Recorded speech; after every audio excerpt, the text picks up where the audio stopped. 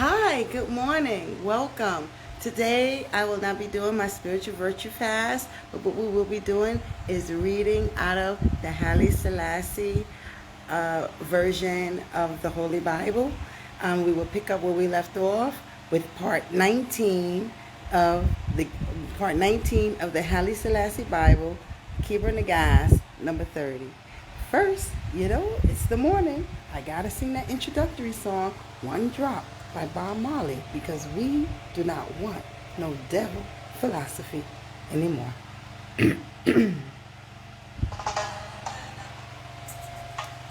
Ooh, ooh,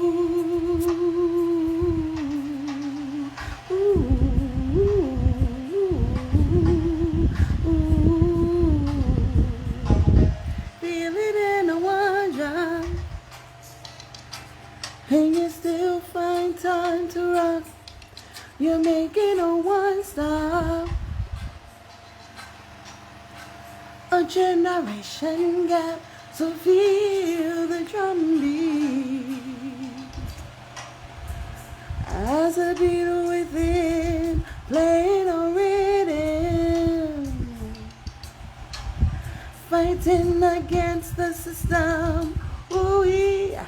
And I know just never let us down when we're right from wrong. And I know just never let us down. Oh no, no, no, no, no. They made the world so hard. Every day the people are dying. They made the world so hard. Every day the people are dying, yeah. For hunger and starvation, lamentation.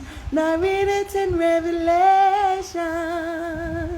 You'll find your redemption. And might give us the teachings of His Majesty, 'cause we don't want no devil philosophy. Give us the teachings of His Majesty, 'cause we don't want no devil philosophy. And feel it in a one drop. Ooh, and you still find time to rock. You're making a one stop, a generation gap.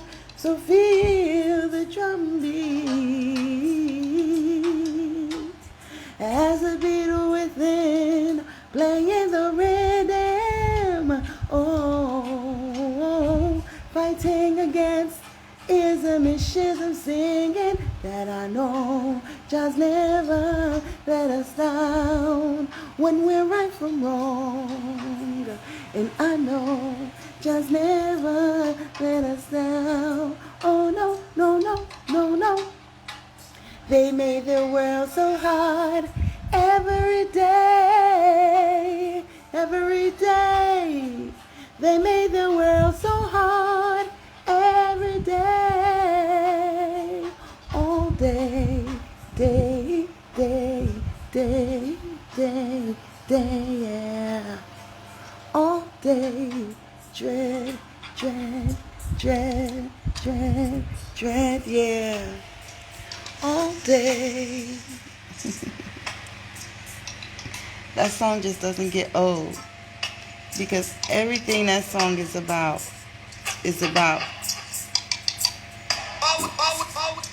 what reading the Haile Selassie version of the Bible is about. Everything. I'm just turning the music down. So that song has power to it in regards to wanting to know the truth and not no devil philosophy, because they don't whitewash the religion that they stole from Ethiopia and claim it as their own. Name the first slave ship, Jesus, that landed, as a mockery to us, those of us who consider ourselves to be Israelites and heathens. A mockery to the black man. The same Jesus they whipped and chained us about. But his name is not Jesus, it's Isis Christos.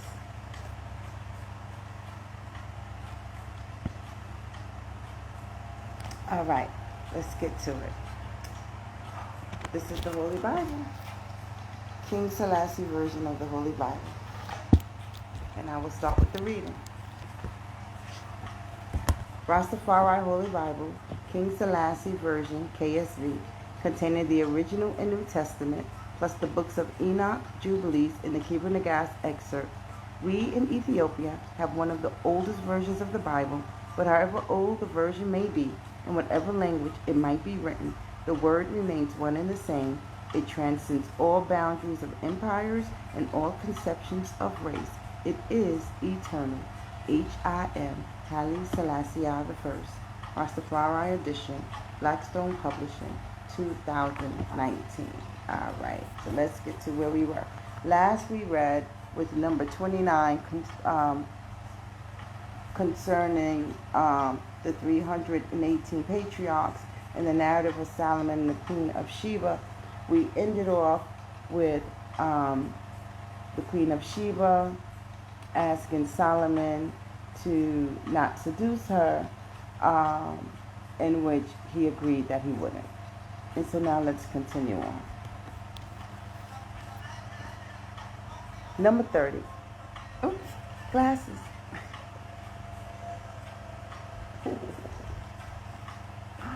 I keep saying I'm gonna get me some new glasses, but here where I'm at, I'm not used to getting no glasses out here in this country.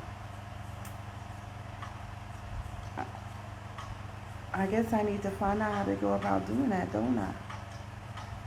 All right.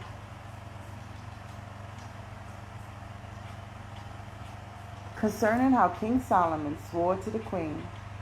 And Solomon answered and said unto her, I swear unto thee that I will not take thee by force, but thou must swear unto me that thou wilt not take by force anything that is in my house. And the queen laughed and said unto him, Being a wise man, why dost thou speak as a fool? Shall I steal anything, or shall I carry out of the house of the king that which the king hath not given to me?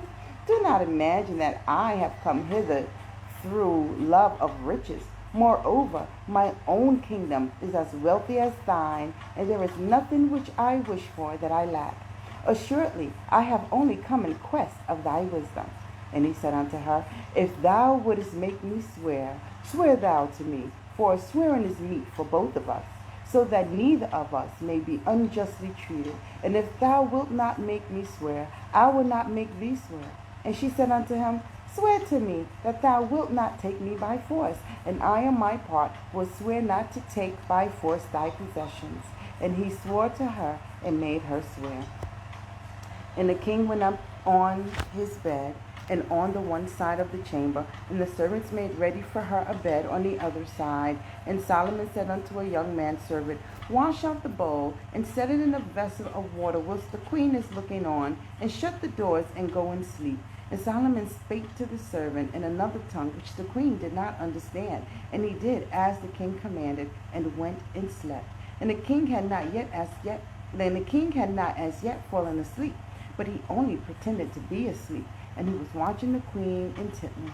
Now the house of Solomon the king was illumined as by day, for in his wisdom he had made shining pearls, which were like unto the sun, and the moon and stars, and had set them in the roof of his house. And the queen slept a little, and when she woke up, her mouth was dry with thirst. For the food which Solomon had given her in his wisdom had made her thirsty, and she was very thirsty indeed, and her mouth was dry. And she moved her lips and sucked with her mouth, and found no moisture. And she determined to drink the water which she had seen. And she looked at King Solomon, and watched him carefully, and she thought that he was sleeping a sound sleep. But he was not asleep, and he was waiting until she would rise up to steal the water to quench her thirst. And she rose up, and making no sound with her feet, she went to the water in the bowl, and lifted up the jar to drink the water. And Solomon seized her hand before she could drink the water, and said unto her, Why hast thou broken thy oath that thou hast sworn that thou wouldest not take by force anything that is in my house? And she answered and said unto him in fear, Is the oath broken by my drinking water?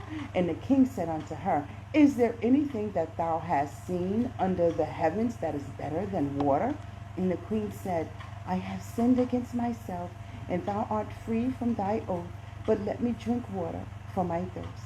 Then Solomon said unto her, Am I perchance free from the oath which thou hast made me swear? And the queen said, Be free from thy oath, only let me drink water. And he permitted her to drink water. And after she had drunk water, he worked his will with her, and they slept together. And after he slept, there appeared unto King Solomon in a dream a brilliant sun, and it came down from heaven, and shed exceedingly great splendor over Israel.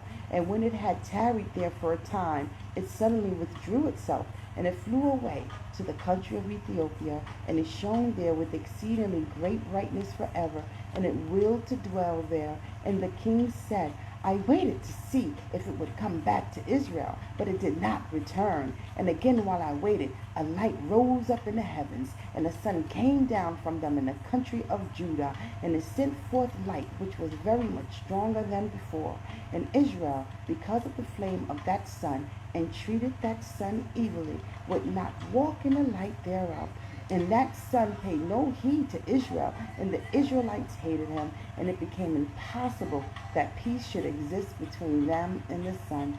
And they lifted up their heads against him with staves and knives, and they wished to extinguish that sun. And they cast darkness upon the whole world with earthquake and thick darkness. And they imagined that the sun would never more rise upon them. And they destroyed his light, and cast themselves upon him. And they set a guard over his tomb wherein they had cast him. And he came forth where they did not look for him, and illumined the whole world, more especially the first sea and the last sea, Ethiopia and Rom.